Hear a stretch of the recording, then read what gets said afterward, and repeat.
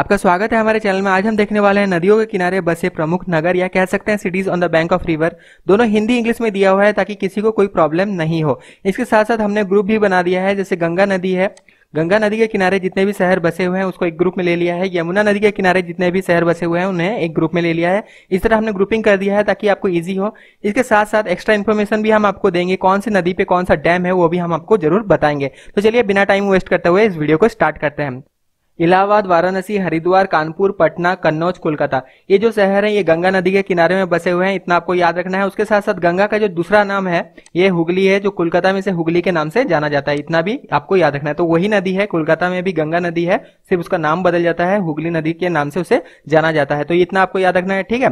इलाहाबाद, वाराणसी, हरिद्वार, कानपुर, पटना, कन्नौज जो है ये गंगा नदी के किनारे में बसे हुए हैं। और गंगा नदी जो है ये भारत का सबसे बड़ा नदी है। चलिए नेक्स्ट देखते हैं। नेक्स्ट है आगरा, इलाहाबाद, दिल्ली, मथुरा, फिरोजपुर, हमीरपुर, ये जो शहर हैं ये यमुना नदी के किनारे में बसे हुए हैं। देखिए यहाँ पे हमने एक बात कहा था, जो इलाहाबाद है ये गंगा नदी के किनारे में भी बसा हुआ है, उसके साथ साथ यमुना नदी के किनारे में भी बसा हुआ है। यानी कि गंगा यमुना इस इलाहाबाद में आके मिलते हैं। यमुना नदी जो है ये गंगा के साथ इलाहाबाद में आके मिलता है, ठीक है। उसके बाद नेक्स्ट देख लेते हैं। उसके बाद नेक्स्ट है विजयवाड़ा, अमरावती। अमरावती जो है ये आंध्र प्रदेश का हम बात कर रहे हैं। यहाँ पे कृष्णा नदी है, ठीक है। कृष्णा नदी के किनारे ये दो शहर बसे हुए हैं, विजयवाड़ा और अमरावती। इसके साथ साथ आपको ये भी बता दें कि कृष्णा नदी में क्या क्या इंपॉर्टेंट डैम बनाए गए हैं। जो इंपॉर्टेंट डैम बनाए गए हैं कृष्णा नदी में वो बनाया गया है अलमाटी डैम। बहुत बार क्वेश्चन पूछा जा चुका है। अलमाटी डैम कहाँ पे है? कर्नाटका में है। उसके बाद नागार्जुन सागर डैम जो है ये तेलंगाना में है, और श्री सैलम डैम जो है ये आंध्र प्रदेश में। ये तीन इंपॉर्टेंट डैम है यहाँ पे, और यहाँ से क्वेश्चन जरूर बनता है, तो याद जरूर रखें। Almaty dam, Nagarjuna Sagar dam और श्री सैलम डैम। और एक इंपॉर्टेंट इन्फॉर्मेशन आपको दे देते हैं, कृष्णा नदी जो है ये चौथा सबसे बड़ा नदी है भारत का। चलिए नेक्स्ट देखते हैं। गुवाहाटी, डिब्रूगढ़, ये जो है ये ब्रह्मपुत्र नदी के किनारे में बसे हुए। ये दो शहर जो हैं गुवाहाटी और डिब्रूगढ़ ये ब्रह्मपुत्र नदी के किनारे में बसे हुए हैं। और ब्रह्मपुत्र जो है ये तीसरा सबसे बड़ा नदी है भारत का, ठीक है। इतना आपको याद रखना है। चलिए आगे बढ़ते हैं। लखनऊ, जौनपुर, लखनऊ और जौनपुर जो है ये गोमती नदी के किनारे में बसे हुए हैं। इंपॉर्टेंट है, याद रखना है। लखनऊ और जौनपुर जो है ये गोमती नदी के किनारे में बसे हुए हैं। चलिए नेक्स्ट देखते हैं। ग्वालियर, कोटा, ग्वालियर और कोटा ये जो शहर है ये चंबल नदी के किनारे में बसे हुए हैं। और चंबल नदी पे जो डैम बनाया गया है वो है गांधी सागर डैम, ठीक है, जो कि मध्य प्रदेश में है। इतना आपको याद रखना है। गांधी सागर डैम जो है ये चंबल नदी पे बनाया गया है। चलिए नेक्स्ट आगे बढ़ते हैं।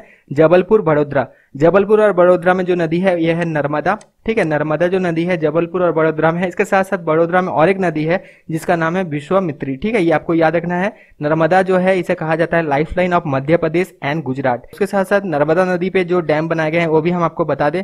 नर्मदा नदी पे जो डैम बनाया गया है वो डैम है सरदार सरोवर डैम, जो कि है गुजरात में, ठीक है। चलिए आगे बढ़ते हैं। अहमदाबाद, अहमदाबाद में जो नदी है वो है साबरमती। ये आपको याद रखना है। साबरमती आश्रम के बारे में आपने जरूर सुना होगा। साबरमती नदी भी है अहमदाबाद में। उज्जैन, ये शिप्रा नदी के किनारे में बसा हुआ है। ये भी इंपॉर्टेंट है, यहाँ से भी क्वेश्चन बन सकता है। उज्जैन जो है ये शिप्रा नदी के किनारे बसा हुआ है। उसके बाद बेंगलुरु, बेंगलुरु जो है ये विश्वभवती नदी के किनारे में बसा हुआ है, ठीक है। ये आपको याद रखना है। विश्वभवती नदी के किनारे में कौन सा शहर बसा हुआ है? बेंगलुरु।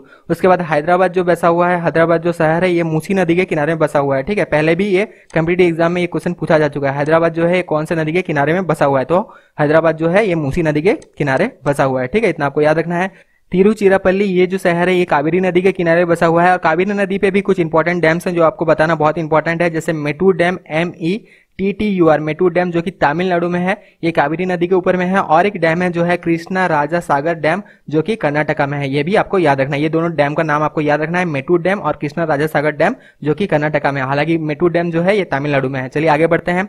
जो है श्रीनगर, श्रीनगर जो है यहाँ पे झेलम नदी पाई जाती है। झेलम नदी, श्रीनगर जो है झेलम नदी के किनारे बसा हुआ है।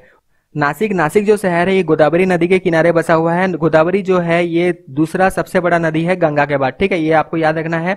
गोदावरी जो है ये दूसरा सबसे बड़ा नदी है भारत का।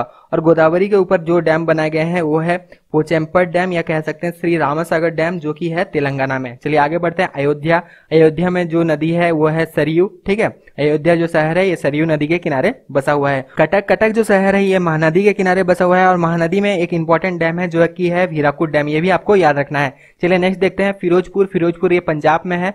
और फिरोजपुर जो शहर है ये सतलुज नदी के किनारे बसा हुआ है। और सतलुज नदी पे भी एक इंपॉर्टेंट डैम है, बहुत इंपॉर्टेंट डैम है, जो कि है भाखरा नंगल डैम, जो कि हिमाचल प्रदेश में है, ठीक है। ये आपको याद रखना है। भाखरा नंगल डैम जो कि सतलुज नदी के ऊपर में बनाया गया है। और भाखरा नंगल डैम कहाँ पे है? हिमाचल प्रदेश में। चलिए नेक्स्ट देखते हैं। सूरत, सूरत जो शहर है ये तापी नदी के किनारे बसा हुआ है। और तापी नदी पे भी एक डैम बनाया गया है जिसका नाम है उकाई डैम, UKAI, युक्काई डैम, ठीक है, ये आपको याद रखना है, जो कि गुजरात में। तो ये था पूरा वीडियो कैसा लगा कमेंट में जरूर बताइएगा, और वीडियो पसंद आया तो ज्यादा से ज्यादा शेयर कीजिएगा, और अभी तक अपने चैनल को सब्सक्राइब नहीं किया तो चैनल को जरूर सब्सक्राइब कर लीजिएगा। तब तक के लिए all the best, thank you.